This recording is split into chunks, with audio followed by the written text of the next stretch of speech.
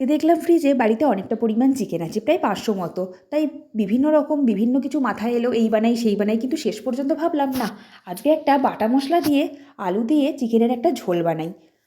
মুকসুদ্দির নতুন একটা ভিডিওয় তোমাদের অনেক অনেক স্বাগত। তো আজকে আমি দেখাবো যে বাটা মশলা দিয়ে চিকেনের কীভাবে আমি একটা খুব ভালো ঝোল বানালাম। এটা কিন্তু গরম ভাতের সাথে এই ঠান্ডা ঠান্ডা হালকায় খেতে খুব ভালো লাগবে, আর এটা রুটি বা পরোটার সাথে সেরকম ভালো লাগবে না যতটা ভাতের সাথে ভালো লাগবে। তো চলো দেখে নাও আমি এটাকে কীভাবে বানাই। তো এটা বানানোর জন্য প্রথমেই আমাদের যেটা করতে হবে, একটা কড়ার মধ্যে কিছুটা তেল গরম করতে দিতে হবে। তো আমার এখানে 500 মতো চিকেন ছিল, সেই অনুযায়ী আমি তেল দিয়েছি। তোমাদের যেরম থাকবে তোমরা সেরম দেবে। তো আমি যেহেতু কম তেলে রান্না করি, তো তেল আমি অল্পই কিন্তু দিয়েছি। এবার এই তেলের মধ্যেই আমি দিয়ে দেবো ফোড়ন হিসাবে একটু গোটা জিরে। তোমরা চাইলে একটু পাঁচফোড়নও দিতে পারো, ভালো লাগবে। তো গোটা জিরেটা দেওয়ার পর ফোড়ন থেকে যখন একটা গন্ধ বেরোবে, তারপরে আমরা এর মধ্যে অ্যাড করে দেব আগে থেকে কুচিয়ে রাখা ছোটো ছোটো করে একদম সরু সরু করে একটু পেঁয়াজ কুচি। পেঁয়াজটা বেশ আমি এখানে বড় সাইজের একটা পেঁয়াজ দিয়েছি। তো তোমরাও এখানে তোমাদের পরিমাণ মতো দেবে। তো পেঁয়াজটাকে বেশ লাল লাল করে আমরা ভাজতে দেবো, একটু গোল্ডেন ব্রাউন হতে দেবো। তো পেঁয়াজটা ভাজা হয়ে যাওয়ার পর আমরা বাকি মশলাগুলো দেবো। পেঁয়াজটাকে ভালো করে নেড়ে চেড়ে এটাকে ফ্রাই হতে দিতে হবে। আর অন্যদিকে ততক্ষণ আমরা বানিয়ে নেব একটা বাটা মশলা, যেটা হলো এই রান্নাটার মূল উপকরণ। তো দেখো এর মধ্যে আছে গোটা জিরে, গোটা ধনে, আর আদা, রসুন, এই আর শুকনো লঙ্কা, এইগুলোকে আমি একসাথে পেস্ট করে নিয়েছি। আমি কিন্তু কোনো গুঁড়ো মশলা দিইনি, একদম পুরোটাই মিক্সিতে করেছি। তোমরা চাইলে এটা শিলে করতে পারো, শিলে করলে আরও ভালো খেতে হবে, টেস্টটা আরও বেড়ে যাবে। তো এই মশলাটাকে এবার আমরা এই পেঁয়াজের মধ্যে দিয়ে ভাজতে দিয়ে দেবো। দেখি চলো পেঁয়াজটা আমাদের, হ্যাঁ পেঁয়াজটা দেখো প্রায় হয়ে এসছে। এবার এর মধ্যে আমরা একে একে পুরো ভাজা মশলাটা দিয়ে দেবো, যে বাটা মশলাটা আমরা করে রেখেছিলাম।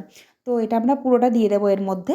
তোমরা তোমাদের পরিমাণ অনুযায়ী দেবে, তবে খুব বেশি মশলা দিয়ে দিও না, তাহলে কিন্তু মশলার একটা গন্ধ চলে আসবে। তো এবার আমরা এটাকে ততক্ষণ পর্যন্ত কষাবো যতক্ষণ না তেলটা ছেড়ে আসে।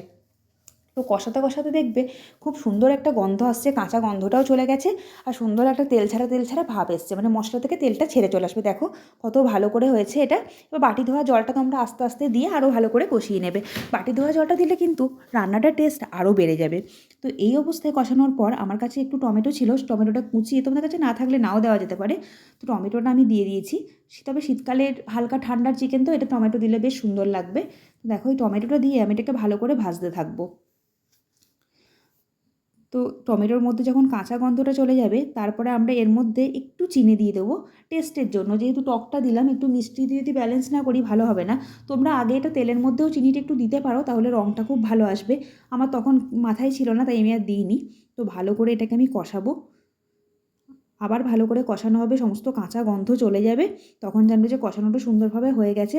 আর তারপরে আমি একটু চিকেনটাকে গরম জলে ভালো করে পরিষ্কার করে লেবু দিয়ে ম্যারিনেট করে রেখেছিলাম। দেখো চিকেনটা গরম জলে পরিষ্কার করার জন্য খুব ভালো পরিষ্কার হয়েছে। এবার এই চিকেনটাকে আমি এর মধ্যে দিয়ে দেবো, ব্যাস। এবার এটাকে খুব ভালো করে কষাতে থাকতে হবে। এখন কিন্তু একদম নুন অ্যাড করবে না, তাহলে কিন্তু পুরো চিকেনটা জল কেটে যাবে। এইভাবে তোমরা ঢাকা দিয়ে কষবে, ঢাকা দিয়ে কষলে তেলটা ছেড়ে ছেড়ে আসবে, আর কষাটা খুব ভালো হবে। আর যত এই চিকেনটাকে কষানো হবে, তার গ্রেভি ততই সুন্দর হবে। তো এটা পুরো কষাতে থাকতে হবে। আমি দেখো কষাচ্ছি, আর ঢাকা দিয়ে আমিও কষিয়েছি। ঢাকা দিয়ে কষালে কোনো ফ্লেভারটা পুরোটা ইনট্যাক্ট থাকবে এর মধ্যে, আর খেতেও দুর্দান্ত হবে। তো এবার আমি এর মধ্যে নুন দিয়ে দেবো, যেহেতু আমার কষানোটা হয়ে গেছে। তো নুন দেওয়ার পর এবার একটু হাই ফ্লেমে দিয়ে কষাতে হবে, না হলে জল কেটে যাবে। হাই ফ্লেমে দিয়ে কষাবো, আবারও কিন্তু কষাতে কষাতে ঢাকা দিতে হবে। আমি প্রায় এটা তোমার 20 মিনিট মতো কষিয়েছি, তার জন্য টেস্টটা আরও ভালো হয়েছিল। তো আমি ঢাকা দিয়ে দিলাম। ঢাকা খুললে মাঝে মাঝে দেখে নেবে যে ঠিকঠাক কষানোটা হচ্ছে কি না। তো আমার কিন্তু ঢাকা খুলে খুলে আমি দেখে নিয়েছিলাম। তো আমার মনে হচ্ছে আরও একটু কষাতে হবে, তাই আমি আবার একবার ঢাকা দিয়ে দেবো, ব্যাস। এরপর কষতে দিতে হবে ভালো করে। দেখো কষানোটা খুব ভালো হয়ে গেছে, রঙটাও চেঞ্জ হয়ে গেছে, দেখেই মনে হচ্ছে এখন ভীষণ টেস্টি হয়েছে। তো কষানো হয়ে গেলে আমি কিন্তু আগে থেকে একটু গরম জল করতে দিয়েছিলাম। এর মধ্যে ঠান্ডা জল দিলে কিন্তু হবে না, তাহলে পুরো টেস্ট চলে যাবে। দেখো গরম জলটা এবার আমি এর মধ্যে দিয়ে দেবো। তোমরা যে যেরকম ঝোল খাবে সেরকম দিতে পারো। এটা পাতলা হলেও ক্ষতি নেই, কারণ পাতলা হলে টেস্ট বাড়বে। দেখো আমি ঠিক এতটা জল দিয়েছি, এটা ফুটে একটু মরে যাবে। এবার আমি এই ঝোলের মধ্যে আগে থেকে কিছু আলু ভেজে রেখেছিলাম নুন আর হলুদ দিয়ে, এবার এই আলুগুলোর মধ্যে অ্যাড করে দেবো। এই মাংসর ঝোলের মধ্যে একটু আলু না থাকলে কিন্তু একদম টেস্ট ঠিকঠাক লাগবে না। আমি আলুগুলো অ্যাড করে দিলাম, আগে দিইনি কারণ আলুগুলো একটু নরম, তাড়াতাড়ি ভেঙে যেতে পারতো। এবার আলুগুলোকে ভালো করে মিশিয়ে, আর কোনো কাজ নেই, একদম এটাকে ঢেকে দিয়ে 15 মিনিটের জন্য এটাকে খোলার কোনো প্রয়োজন নেই। এটা তলায় লাগবেও না, কিছুই না, ব্যাস ঢেকে দিলেই কিন্তু 15 মিনিট পর দেখবে চিকেন রেডি। তো 15 মিনিট পর আমরা ঢাকাটা খুলে দেখব চিকেনটার কী অবস্থা। দেখো চিকেন কিন্তু একদম রেডি। আমি কিন্তু এরকম ঠিক এতটা পরিমাণ ঝোল রেখেছিলাম, তোমরা তোমাদের প্রয়োজন মতো ঝোল রাখতে পারো। তো এটা খেতে কিন্তু দুর্দান্ত হয়েছিল। তোমরাও কিন্তু বাড়িতে চিকেন দিয়ে একবার এটা বানিয়ে ফেলতে পারো। গরম গরম ভাতের সাথেই ঠান্ডার টাইমে খেয়ে দেখবে, খেতে ভীষণ ভালো হয়েছে। তো তোমরা একবার এরকম বানিয়ে ফেলো, আর বানিয়ে কিন্তু অবশ্যই আমাকে জানিও যে কেমন খেতে হয়েছিল। তোমরা কিন্তু এটাকে শুধুমাত্র ভাত দিয়েই খেতে পারবে, রুটি পরোটার সাথে সেরকম এটা ভালো লাগবে না।